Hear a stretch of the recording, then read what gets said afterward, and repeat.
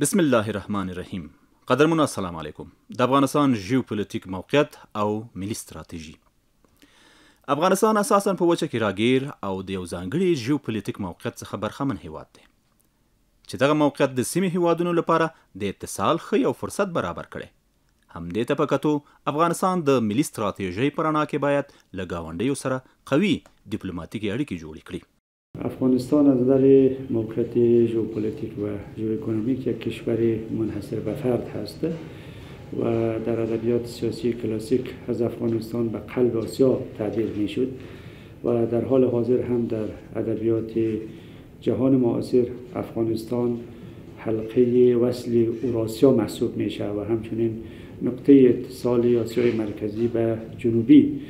این موقعیت سبب شده که افغانستان در کانون توجهات قدرت‌های تاثیرگذار منطقه‌ای و بین المللی قرار بگیرد و این دلیل است که نفسی روند میتونه برای ما یک آغاز جدید تاثیرگذار و قوی در تحولات ژئوپلیتیک منطقه باشه. یعنی ما میتونیم از طریق مدیریت استراتژیک خوب موقعیت ژئوپلیتیک خود را به موقعیت ژئواستراتژیک تبدیل بکنیم که در اون صورت افغانستان همیشه در معرض توجهات کشورهای منطقه و جامعه بین المللی قرار خواهد گرفت. استراتژی ملی ما چی است؟ استراتژی ملی ما است که افغانستان یک کشور آزاد، مستقل و قوی و توسعه یافته باشد. بنابراین در این راستا تمام تلاش ما معطوف به این است که تجارت افغانستان رونق پیدا بکنه، مبادلات گسترده اقتصادی بین افغانستان و کشورهای منطقه شکل بگیره و ما بتونیم افغانستان به حلقه اتصال منطقه در حوزه تجارت، ترانزیت، انرژی تبدیل بکنیم و خوشبختانه هر چه زمان سپری میشه ما به این هدف خود نزدیک میشیم. در شک نیست که افغانستان قلب آسیا است. وقتی قلب آسیا میگیم خودش نشان میده که نقشه ژئوپلیتیک افغانستان یعنی چیست. افغانستان بندر مهم و اساسی میان چندین کشور جنوب آسیا و دولت‌های ماورالنهر و همچنان به طرف ایران و کشورهای عربی از دیدگاه نقطه وصل زمینی است. یگانه مرز عبور و مرور وسایل تجارتی، ترانزیتی میان این کشور بالخصوص بین جنوب آسیا، کشورهایی که در این منطقه قرار دارد و به خصوص پاکستان و این طرف هم کشورهای ماورالنهر و روسیه و از طرف دیگر هم کشورهایی که از طریق ایران از طرف غرب افغانستان به افغانستان وصل میشه. ما بندرهای اساسی در رابطه به این مناطق داریم. افغانستان همیشه در استقرار اقتصادی و سیاسی کشورها نقش اساسی داشته. اقبال لاهوری یک شاعر معروف شرق میگه که هم آرامش و امنیت منطقه در آسیا منوط یا مرتبط به آرامش و امنیت افغانستان دارد و امنیت بدون شک در ساختار سیاست‌های منطقوی و همچنان در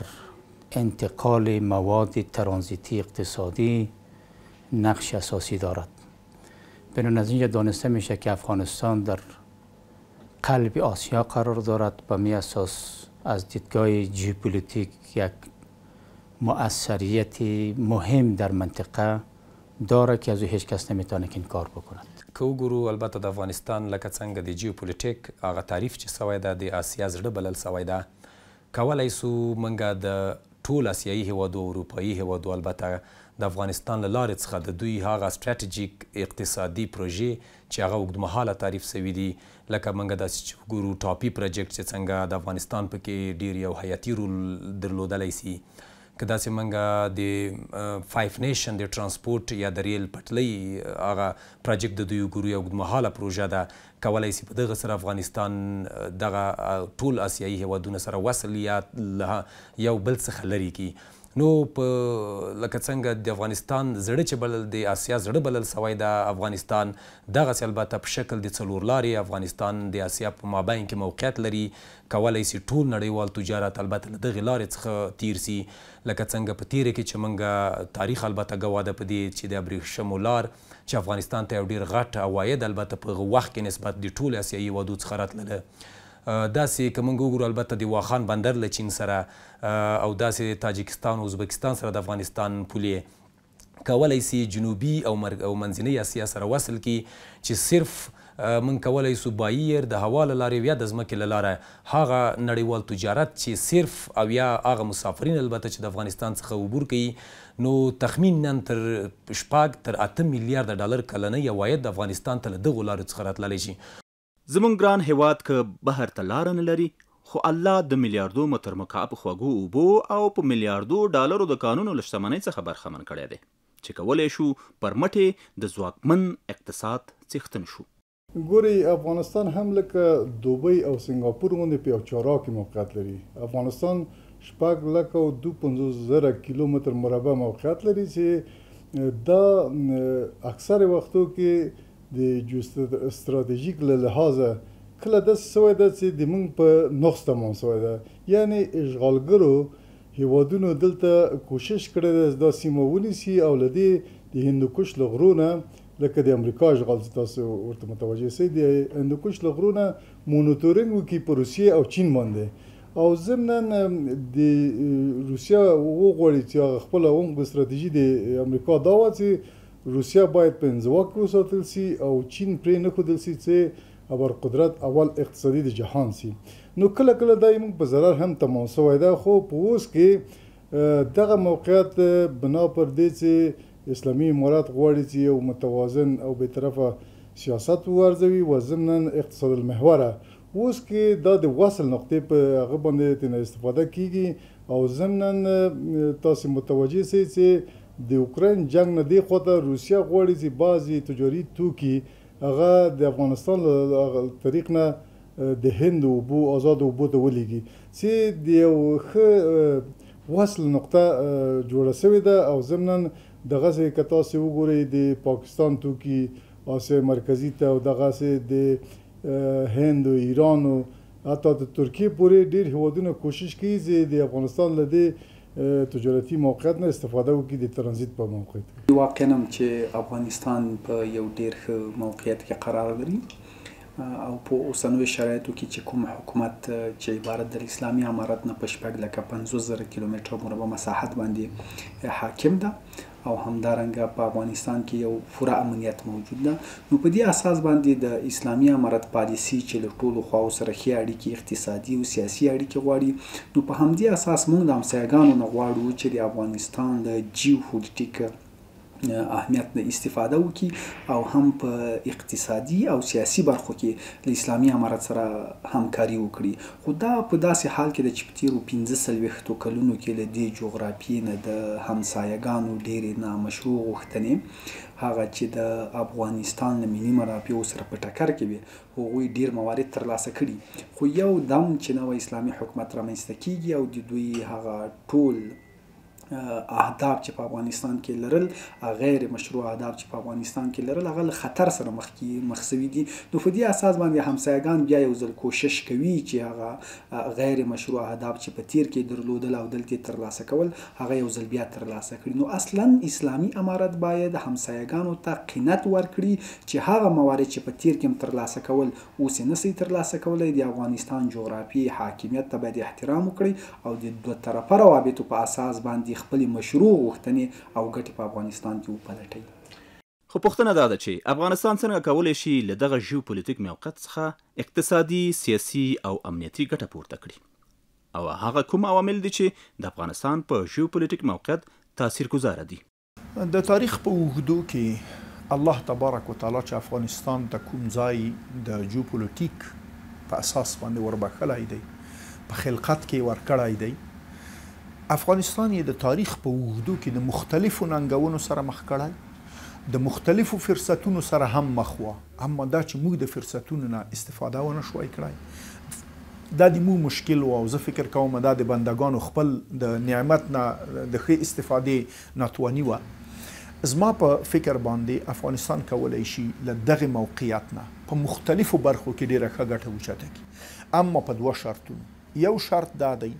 چې باید هره پالیسي که موږ په اقتصادي برخه کې طرحه کوو که موږ په اقتصادي کې کوو که په اجتماعي کې کوو که حتی د سیمې په اتصال کې کوو که په مختلفو برخو کې کوو دا باید یوه داسې متوازنه پالیسي وي چې د یو چا د تربیینت په خاطر د بل چا د مصالحو دپاره نه وي دومه مهمه مسئله چې په دې ټولو ستراتیژیو کې باید وي هغه د افغانستان تاریخ ته په کتو باندې همیشه بې پرې مسالمت آمیز او له نورو سره د ګټې متقابل احترام او د متقابل په اصطلاح نفو د تأمین په شکل باندې د دې سیمې د هیوادونو له نړیوالو سره باید دغه پالیسۍ جوړې کړی شي که چیرې دغه پالیسۍ یا هره طرحه چې وړاندې کیږي که په هر د ژوند په هره برخه کې وي د دغې موقعیت په اساس باندې که د دغې دوو ټکیو نه خالي کیږي موږ تاسې به د تاریخ په شهادت او د تاریخ په ګواهۍ د مشکل سره مخکې له دې چې د سیمې هیوادونه په دې کې خپل رول ولوبوي اول لازمه ده چې موږ خپل رول ولوبوو یعنې موږ خپل متوازن او بېطرفه سیاست او اقتصاد المحور سیاست مدون کو منګه د سیمې هیوادو ته او همداسې چې ذبیح الله مجاهد په درېیمه ناسته د دوحې کې ویلي چې افغانستان نور د رقابتونو د جګړو موقعیت نه ده بلکې د تجارتي راکړې ورکړې او د تجارتي رقابتو جای دلته کېدلی شي ولې هېڅ چاته په اقتصاد المحور سیاست کې د استخباراتي لوبو اجازه نه ورکول کېږي او موږ د استخباراتي لوبو لایسه ډېر ضرر لیدلی ده موږ ډېر شاته پاتې شوي موږ ډېر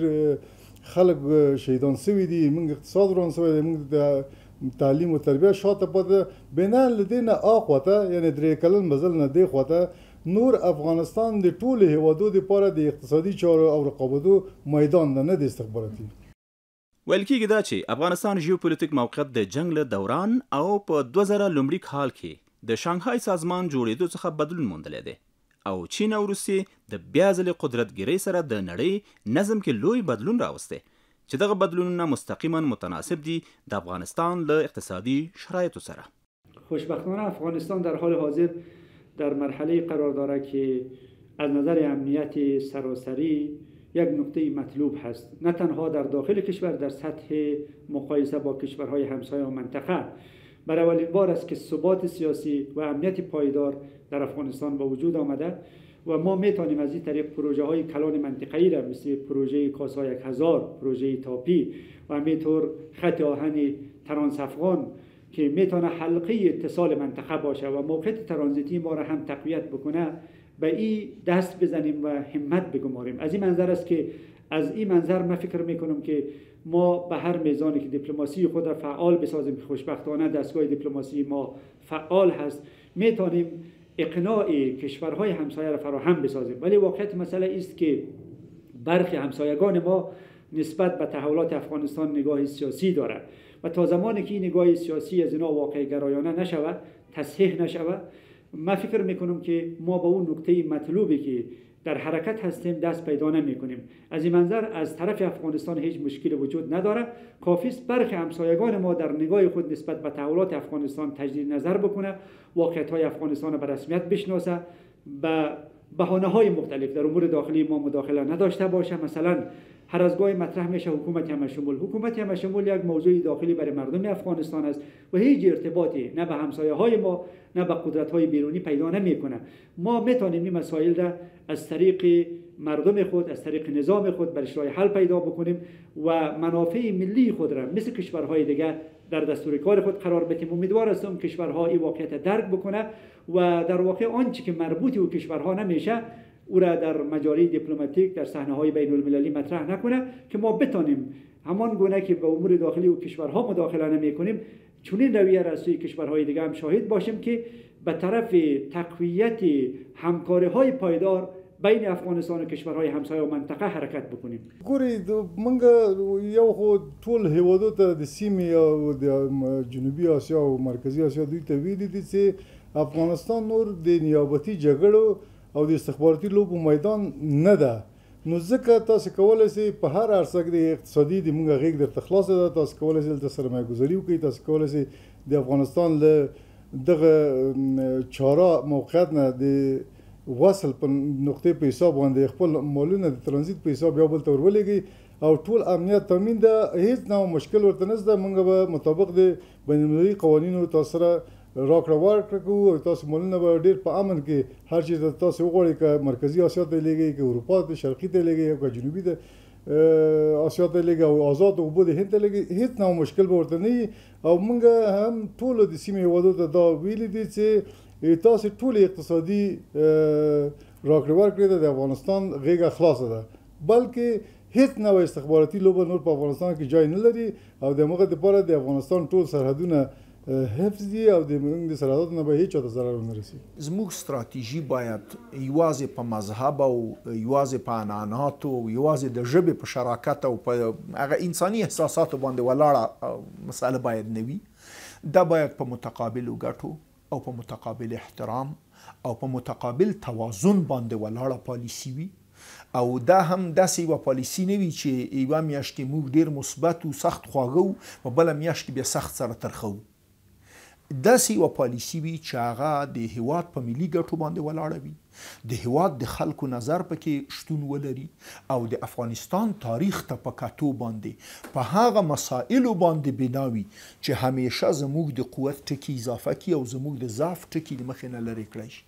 زه فکر کوم که په دې ارتباط باندې یوه متداومه مستمره طویل المدته پالیسي موږ تاسو ولرو، نه یوازې ده چې د دغه دوو هیوادونو په مقابل کې به ډېره ګټه راته وکړي، بلکې په نړیواله کچه به زموږ اعتبار او اعتماد او ځایګي ته ډېره زیاته ګټه ورسوي. سیمه همغږي او همکاري هغه فرصتونه رامنځته کوي چې د ټولو هیوادونو په ځان بسیاینې، ودې، اسانتیا او ارامتیا کې ګټور تمامیږي. افغانستان په څلورو ژوپولیټیک سیمو چین، مرکزي اسیا، جنوبي اسیا او منځني ختیځ کې یو مناسب موقعیت غوره کړی او له خپل ستراتیژیک موقعیت ګټه اخیستل ورته لومړیتوب لري. خوشبختانه افغانستان در طرح یک کمربند یک جاده که سوی چین مطرح شده در نقطه مرکزی این روند قرار دارد. بنابراین قطعا در یک بازه زمانی جایگاه افغانستان قوی‌تر خواهد شد، چون هنوز او طرح در معادلات بین المللی هم با تمام فرایندهای خود به پیش برده نشده. لذا افغانستان در این طرح در نقطه قانونیش قرار دارد. همونطور که در گذشته ها افغانستان در معرض معادلات یا تعاملات گسترده جاده ابریشم قرار داشت، در دنیای معاصر هم افغانستان این نقطه را در طرح یک کمربند یک جاده احراز کرده و تمامی کشورها به این موقعیت خاص افغانستان اذعان دارد. از جمله چین در سیاست خارجی خود جایگاه قانونی را در طرح یک کمربند یک جاده برای افغانستان مطمع نظر قرار داده. افغانستان میتونه نزدیکترین راه برای کشورهای منطقه و اتصال کشورهای منطقه به دنیای آزاد و مبادلات گسترده جهانی تلقی و تفسیر شود. د افغانستان هغه داخلي تولیداتو ته نړیوال بازار پیدا کول، د افغانستان د هغه جغرافیایي موقعیت له لحاظه او البته جنوبي اسیا، ختیځه اسیا، البته له مرکزي اسیا سره نښلول او د دوی هغه اساسي توکو ته لاسرسی یا نړیوال بازار موندنه کې افغانستان حیاتي رول لري چې البته دغه مملکتونه په ټول عمر البته نه غواړي تر څو افغانستان له لاس څخه ورکړي چې ټولې هغه د دوی اقتصادي پروژې او د دوی هغه البته داخلي تولیداتو ته نړیوال بازار موندنه. نو افغانستان یو خاص موقعیت لري او له دغې موقعیت څخه د افغانستان دپاره یو ښه عواید پر روانه کې کېدلی شي. که وګورو البته بعضې دوه ټریکس یا تخنیکونه باید کار واخیستل سي او څنګه لکه اسلامي امارات په دې اواخره کې چې شروع کړې ده د افغانستان نړیوال تجارت زیاتره زمونږ بالخصوص په دې اواخرو کې په الکترونیک یا برقي وسایلو کې او داسې زمونږ هغه اساسي ضروریاتو دپاره انډیا او چین البته یو بهترینه بدیل د نسبت له اروپایي ټولنو څخه. ډیرو قدرمنو لیدونکو، افغانستان چې د لوی قدرتونو له اوږدې نیابتي جګړې د جنگ په ډګر بدل شوی وو، اوس غواړي د سیمې او ګاونډي هیوادونو سره په لومړي قدم کې او بیا د نړۍ سره د غیر منسلک او اقتصاد محوره سیاست په غوره کولو د دوستۍ فضا رامنځته کړي او ځان د سیمې هیوادونو د اتصال په مرکز بدل کړي د یو پرمختللي افغانستان په هیله. سیالی ته د نړۍ دی رسون زما وطنه، قربان دي شمس کنا زما افغانستان جوړوم بدي حتمنا قربان دي شمس کنا